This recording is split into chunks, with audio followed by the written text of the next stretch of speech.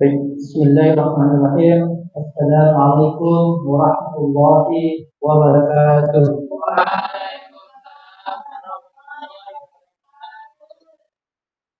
Alhamdulillah, alhamdulillahilladzi nahmaduhu wa nasta'inuhu wa nastaghfir wa na'udzu billahi min shururi anfusina wa min sayyiati a'malina. Man yahdihillahu fala mudilla lahu wa man yudlil fala hadiya lahu. Asyhadu an la ilaha illallah wahdahu la syarika lah wa asyhadu anna Muhammadan abduhu wa rasuluh.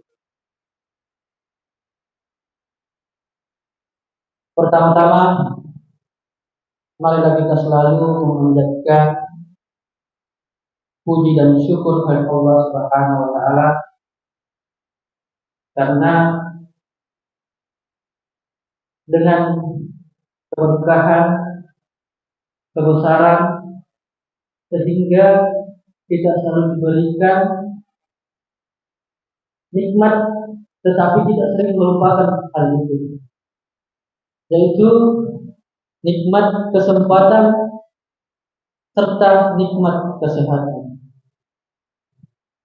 Karena banyak orang yang memiliki kesehatan tetapi tidak punya kesempatan. Ada juga orang yang memiliki kesempatan tetapi tidak memiliki kesehatan. Jadi oleh karena itu, hal itulah yang harus kita syukuri. Serta yang paling utama adalah kita selalu bersyukur tentang nikmat iman yang diberikan oleh Allah Subhanahu. Karena kenapa? Ada orang yang diberikan kesehatan, ada orang yang diberikan kesempatan, tetapi keimanannya yang tiada, sehingga banyak orang di luar sana meninggalkan kewajibannya. Karena kenapa? Karena tidak ada rasa iman. Salam dan salawat atas Nabi Muhammad sallallahu alaihi wasallam. Allahumma shalli ala sayyidina Muhammad, yang telah membawa kita dari alam kegelapan menuju alam yang terang, yang disinari cahaya iman dan takwa. Dengan kata lain, minaz zulumati ila nur. Baik hadirin yang insyaallah dirahmati Allah Subhanahu wa taala. Jadi pada kesempatan ini, pada kesempatan yang subuh dingin ini, kita akan membahas tentang hal yang marak di masyarakat, yaitu koneksi spiritual di era digital. Koneksi spiritual di era digital, yang dimana kita akan lebih memperdalam tentang bagaimana kita sebagai manusia memperkuat iman di dunia maya. Jadi yang menjadi pokok pembahasan kita kali ini adalah ada dua, yaitu iman dan dunia digital. Kedua hal ini adalah merupakan hal yang sangat berbeda tetapi saling berkaitan satu sama lain. Hal yang berbeda tetapi saling berkaitan satu sama lain. Oleh karena itu, hadirin yang insyaallah dirahmati Allah, kita akan membahas satu persatu, mengkaji satu persatu. Nah, yang pertama itu adalah iman. Mungkin kita sudah sering mendengar bahwa apa kata-kata iman. Mungkin anak-anakku sekalian sudah sering mendengar bahasa iman. Jadi Iman dalam bahasa Arab berasal dari kata aman yang berarti percaya, merasa aman. Jadi secara umum, iman berarti keyakinan atau kepercayaan yang mendalam terhadap sesuatu yang tidak tampak oleh panca indera.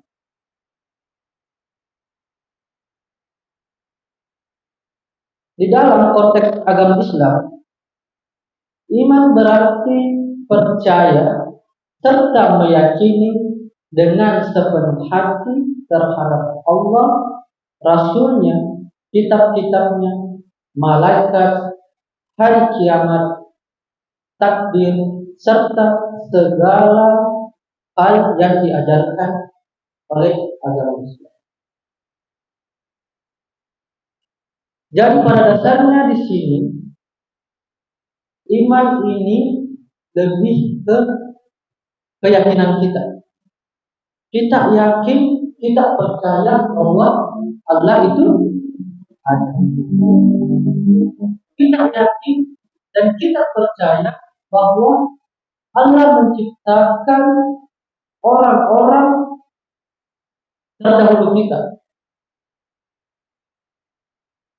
Kita yakin dan percaya bahwa Al-Quran adalah petunjuk hidup kita sebagai umat manusia. Dan kita yakin dan percaya bahwa akan ada namanya hari kiamat. Hari di mana dunia dan isinya dihancurkan oleh Allah Subhanahu wa Ta'ala. Karena kepercayaan itulah yang membuat kita takut, yang membuat kita merasa aman. Kita takut melakukan hal-hal yang dilarang oleh Allah. Kita takut melakukan perbuatan-perbuatan yang dilarang oleh Allah. Karena kenapa? Karena kita yakin dan percaya bahwa setelah kematian ada namanya Allah akan membangkitkan kita di kehidupan yang lain, di mana semua perbuatan, semua kelakuan kita Allah akan balas di akhir nanti. Hadirin yang insyaallah diberkahi oleh Allah Subhanahu wa Ta'ala. Allah berfirman dalam surah Al-Imran ayat 102 yang berbunyi, A'udzubillahi minasyaitonirrajim, Bismillahirrahmanirrahim. Ya ayyuhalladzina amanu taqullaha haqqa tuqatih wa la tamutunna illa wa antum muslimun. Wahai orang-orang yang beriman, bertakwalah kepada Allah dengan sebenar-benarnya takwa. Dan janganlah kamu mati kecuali dalam keadaan muslim. Nah, di dalam surat ini, dalam ayat ini, Allah menekankan kata takwa. Iman dan takwa itu juga saling berhubungan, keyakinan dan takwa. Bahasa lain takwa itu adalah rasa takut, ya, rasa takut.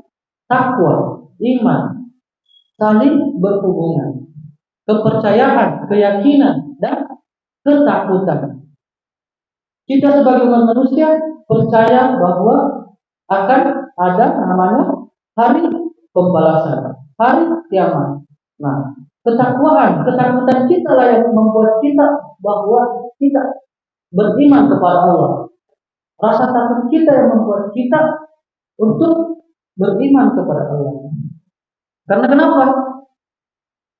Kalau kita tidak mempunyai ketakutan, kita tidak memiliki rasa takut bahwa akan ada kehidupan setelah kematian, maka kita akan menjadi manusia yang celaka.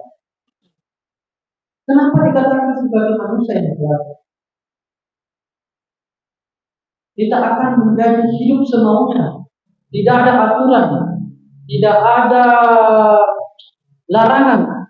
Semua hal-hal baik, semua yang dilarang oleh Allah kita lakukan. Mabuk-mabuk, melakukan perbuatan-perbuatan yang dibenci, contohnya zina. Nah, itu semua adalah hal-hal yang dilarang oleh Allah Subhanahu wa taala. Sehingga yang membentengi kita adalah rasa iman dan takwa. Nah, jadi yang membedakan kita dengan umat-umat yang lain adalah kita lebih, Allah Subhanahu wa taala lebih menekankan kita pada ketakwaan, rasa takut kepada Allah Subhanahu wa taala. Hadirin yang dirahmati oleh Allah Subhanahu wa taala. Jadi apa kaitan iman dan digital? Kaitan. Jadi kita sekarang hidup di tahun 2025, di mana semua serba canggih, serba mudah. Dulu di tahun 1900-an itu belum ada namanya HP. Sekarang semua jenis HP sudah ada. Dan sekarang anak-anak sekalian, kalian sudah berada di generasi alfa namanya. Generasi alfa. Kalau kami tahun 90, 98, itu namanya generasi Z, Gen Z.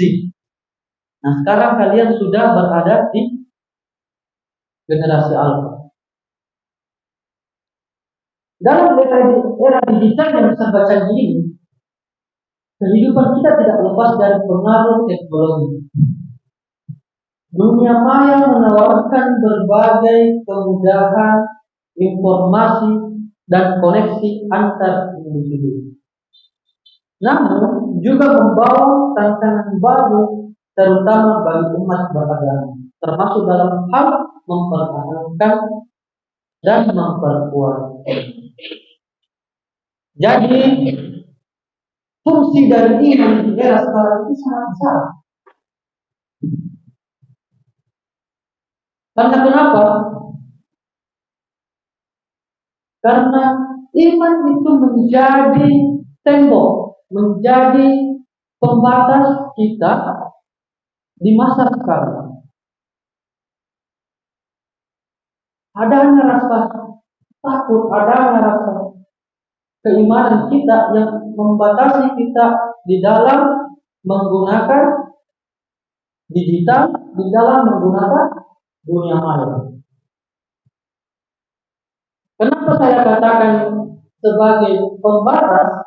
Karena jika kita tidak ada rasa iman, tidak ada ketakwaan dalam menggunakan dunia maya, maka kita akan mudah menyerap semua informasi tanpa menyaringnya.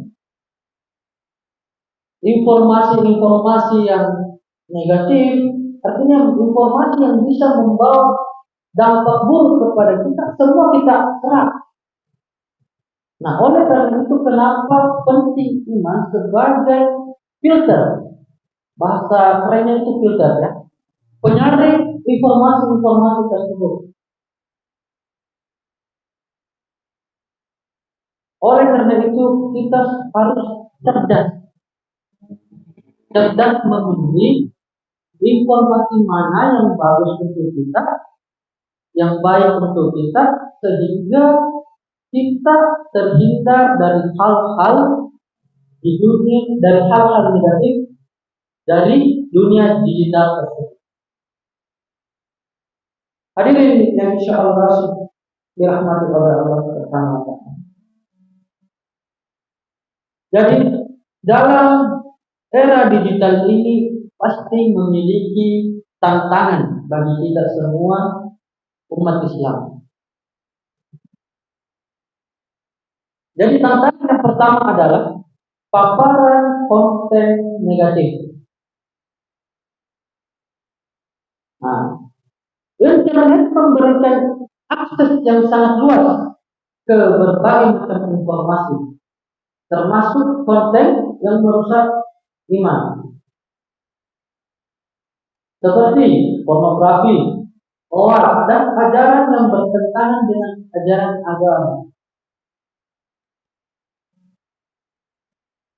Jadi tujuan dari iman di sini yang saya katakan tadi adalah sebagai filter, penyaring, sehingga informasi-informasi yang berbau negatif, berbau hoax, berbau pornografi bisa kita saring, bisa kita hindari.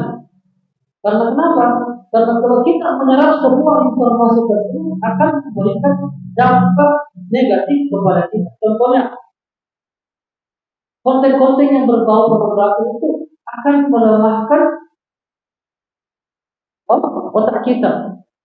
Nah, jadi itu anak-anakku sekalian, kalian perlu itu membatasi, melihat, menyeleksi, menyaring informasi sebelum kalian serap. Jangan asal diserap. Dapat info dari di HP-nya langsung dibaca, apalagi itu disebarkan ke orang lain.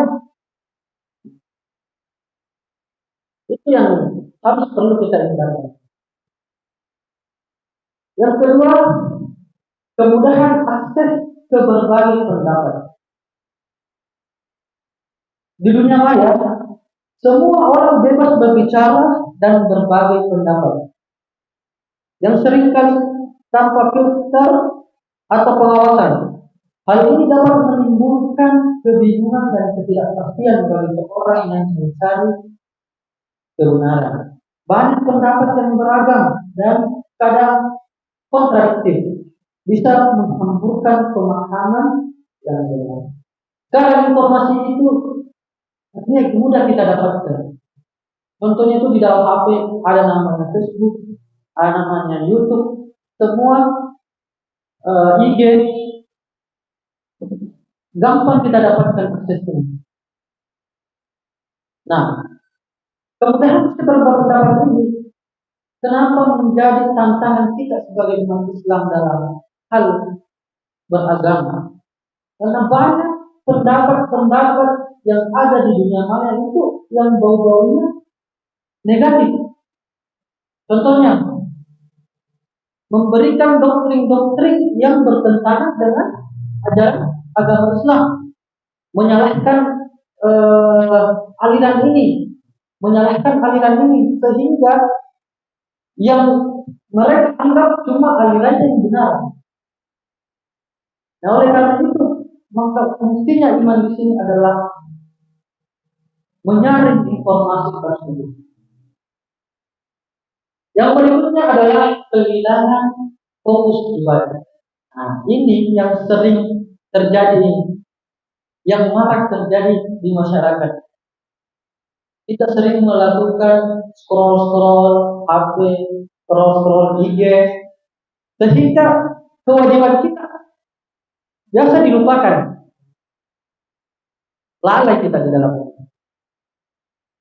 Oleh karena itu, maka kita sebagai orang yang beragama, anak-anak yang paham tentang agama, harus meningkatkan ibadahnya. Saya tidak mengatakan, tidak melarang anak-anak untuk bermain HP, bermain dunia maya, tetapi ada batas. Harus dibatasi. Karena kalau kita tidak membatasi diri kita, maka kita yang akan terbawa dengan dunia maya tersebut. Berikutnya adalah isolasi sosial. Jadi tantangan kita bagi orang yang beragama itu Berikutnya adalah isolasi sosial. Kenapa dikatakan isolasi sosial? Karena banyak orang yang menggunakan dunia maya, tinggal di kamarnya dari pagi sampai malam, ketemu pagi lagi, tidak keluar, tidak melakukan hubungan sosial. Nah, itu dikatakan adalah isolasi sosial. Membatasi diri dengan orang lain, tidak berinteraksi dengan orang lain. Kata kerennya itu adalah introvert, ya. Pernah dengar kata introvert? Nah, itu adalah namanya membatasi. Dia lebih asik dengan dunia maya. Dia lebih fokus ke dunia digital sehingga interaksinya dengan orang itu terbatas atau bahkan tidak ada. Nah, itu yang akan membuat kita menjadi tantangan kita di era digital sekarang. Hadirin yang dirahmati oleh Allah Subhanahu wa taala. Jadi setelah ada tantangan-tantangan kita di era digital ini, juga ada namanya kemudahan kita sebagai beragama dalam bermain di dunia maya. Yang pertama itu akses mudah ke pengetahuan agama. Jadi kita lebih gampang mendapatkan informasi tentang keagamaan. Kalian mau tanyakan rukun iman, bisa langsung share, googling, cari di YouTube. Nah, itu namanya akses mudah tentang pengetahuan. Yang kedua itu beribadah dengan lebih mudah. Artinya, anak-anakku sekalian, kalian bisa beribadah di mana saja dan kapan saja. Tidak bawa Al-Quran, bisa buka HP di Google, buka ayat ini. Nah, yang ketiga, sebarkan kebaikan melalui media sosial. Jadi hal-hal yang berbau positif itu harus kita bagikan dengan orang lain sehingga memberikan dampak yang positif ke orang lain juga. Yang berikutnya komunitas digital yang positif. Orang yang berbau dengan komunitas-komunitas positif akan memberikan positif kepada kita. Ada bahasanya mengatakan orang yang bergaul dengan pembuat minyak wangi akan dapat harumnya. Orang yang bergaul dengan pembuat besi akan dapat juga bau besinya. Jadi kalian harus tahu yang mana bagus untuk kalian dan yang mana memberikan dampak negatif untuk kalian. Yang terakhir, meningkatkan amal sosial dan dakwah. Jadi kemudahan kita di era digital sekarang itu kita lebih mudah meningkatkan amal kita dengan cara seperti apa? Kita bisa bersedekah melalui HP, transfer, ya. Dan kita juga bisa berdakwah, memberikan pengetahuan tentang agama, diupload ke video. Nah, itu akan juga memberikan dampak positif ke masyarakat. Oleh karena itu, hadirin yang insyaallah bersemangat. Jadi bersosial media itu bahasanya adalah pisau yang memiliki sisi tajam kedua sisinya. Karena kenapa saya katakan begitu? Bersosial media itu bisa saja memberikan dampak positif kepada kita kalau kita sebagai penggunanya melakukan hal-hal yang positif, mencari informasi yang positif, dan juga bisa memberikan negatif kepada kita jika kita itu tidak bisa menyaring, tidak bisa memfilter informasi-informasi yang berbau negatif, sehingga banyak informasi-informasi yang negatif kita serap tanpa kita saring. Nah, oleh karena itu, anak-anak sekalian, kalian harus pintar-pintar menggunakan media sosial, menggunakan digital. Maka kuncinya di sini adalah keimanan, kepercayaan kita, ketakwaan kita, rasa takut kita, rasa iman kita yang membatasi kita di digital sekarang. Hadirin yang insyaallah yang dirahmati oleh Allah, jadi kesimpulan dari kajian subuh kali ini yaitu kita sebagai umat yang beragama harus lebih pintar-pintar dalam mengakses dunia digital. Karena kenapa? Karena kalau kita tidak pintar-pintar, tidak cerdas dalam bermedia sosial, akan memberikan dampak yang buruk, dampak yang negatif kepada kita sendiri. Oleh karena itu anak-anak sekalian, ketika kalian main HP dibatasi informasi yang didapat, jangan diserap semua. Apalagi kalian ini zaman-zaman yang suka mencari kritis. Jadi itu harus lebih selektif, lebih pintar, lebih cerdas dalam bermedia sosial. Dan menjadi pembatasnya adalah rasa iman kita. Jadi hadirin, insyaallah dirahmati Allah Subhanahu wa taala.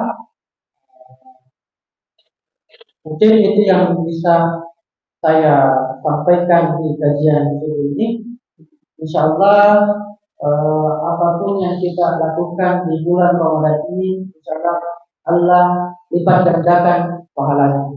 Rasa ngantuknya, rasa capeknya, semua akan dibalas oleh Allah. Maka kita semua harus lebih meningkatkan ibadah kita kepada Allah, perbuatan-perbuatan dari kita di bulan suci Ramadan ini. Karena bulan suci Ramadan ini adalah bulan yang terbaik, bulan di mana Allah menjanjikan semua amal ibadah yang kita lakukan akan Allah lipat gandakan. Jadi ini menjadi kesempatan yang baik kita untuk mendekatkan diri kepada Allah Subhanahu wa taala. Hadirin yang dirahmati Allah Subhanahu wa taala, cukup sekian yang dapat saya sampaikan. Semoga aku semua tetap semangat karena insyaallah kita akan lanjut di pertemuan berikutnya. Jadi saya akhiri dengan ucapan nun wal kalam wa masyrun. Assalamualaikum warahmatullahi wabarakatuh.